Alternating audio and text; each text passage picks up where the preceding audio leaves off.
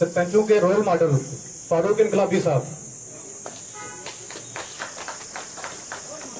सरपंच भूपी हमारी बहन क्यूम सरपंच साहब मोड़ा बी से, सरपंच राजेंद्र शर्मा साहब जिनको बोला शाह के नाम से जाना जाता है, बैठे हैं कि चले गए,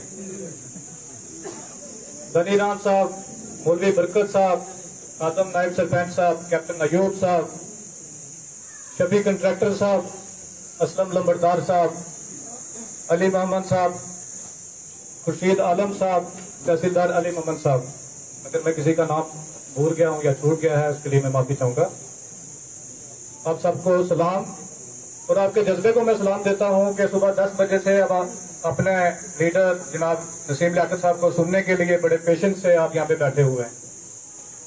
हम चाहते थे कि बड़े अच्छे से तरीके से डिसिप्लिन से काम हो, जिस मकसद के लिए ये प्रोग्राम ऑर्गेनाइज किया गया था वो मकसद हल हो, लेकिन मुझे बड़ा अफसोस है कि उसमें हम नाकामयाब हुए हैं, क्योंकि ये सियासी जलसा नहीं था। सियासी जलसा एक काम फिर करवाते, ये असू का सीजन खत्म हो जाए उसके बाद बड़ा जलसा करवाएंगे इनका, लेकिन आज जो मकसद था उसमें हम फेल हो चुके हैं। और इन्होंने जो नोटिस निकाला था कि ये एडमिनिस्ट्रेशन के ये ऑफिसर आएंगे, उनमें से भी मुझे लग रहा है कि काफी कम ही आए हैं, इक्का दुक्का ही आए हैं। चेयरमैन साहब से हमारी गुजारिश है कि जहां गवर्नमेंट कह रही है कि पंचायती राज इंस्टीट्यूशन को स्ट्रेंथन करना है, सारी ताकत सारी पावर इसके हाथ में दी गई है, तो फिर एक काउंसिल की इमरजेंसी मीटिंग बुला के इसके ऊपर भी एक्शन लिया जाए कि जो ऑफिसर आज क्यों नहीं आए, इस ऑर्डर को क्यों वायलेट किया गया है। ये किसी एक पार्टी के या एक इलाका के चेयरमैन नहीं, ये डिस्ट्रिक्ट के चेयरमैन है। ये 4 MLA से ज्यादा ताकत रखते हैं, प्रोटोकॉल में इनका मिनिस्टर ऑफ स्टेट के से भी ऊपर रैंक है इनका, एडमिनिस्ट्रेटिव सेक्रेटरी के से भी ऊपर है इनका, तो ये इनके प्रोटोकॉल के भी वायलेशन है जो ऑफिसर साहब यहाँ नहीं आए। इसकी हम कड़े लफ्जों में मजम्मत करते हैं और इसके लिए इसके ऊपर एक्शन होना चाहिए। अब आप सुबह से बैठे हैं भूखे प्यासे, क्योंकि आज चेयरमैन साहब को आप सुनने आए हैं। मैं तो आपके बीच ही होता हूँ इधर कोटरंगा हेडक्वार्टर पे, शॉर्ट में 2-4 बातें करूंगा आपसे।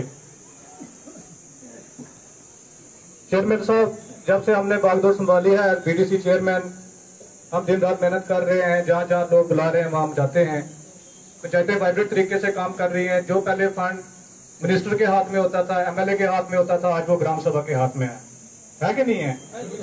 लेकिन पब्लिक को भी इसकी अवेयरनेस होनी चाहिए कि जिसके लिए, जिस वर्क ऑर्डर के लिए, जिस काम के लिए आप MLA के पीछे भागते थे वो आज आपके हाथ में है। डिस्ट्रिक्ट कैपेक्स बजट 22 लाख रुपया तराजू में तोल के हर पंचायत में दिया गया है आपको, वो इसी के लिए दिया गया है। कहीं ट्रांसफार्मर की जरूरत है, कहीं पाइप की जरूरत है, कहीं रास्ते की जरूरत है, आप ये बड़े अच्छे काम करें उसके लिए। उसके अलावा 1-1 करोड़, 1.5 करोड़, 2-2 करोड़ रुपया हर पंचायत में है, नरेगा में, 14 फाइनेंस में, 15 फाइनेंस में, है कि नहीं है? MLA के पास 3 करोड़ रुपया होता था पूरी कॉन्स्टिट्यूंसी के लिए, और 1-1 करोड़ रुपया एक सरपंच के पास है। फिर काम होना चाहिए कि नहीं होना चाहिए? होना चाहिए ना।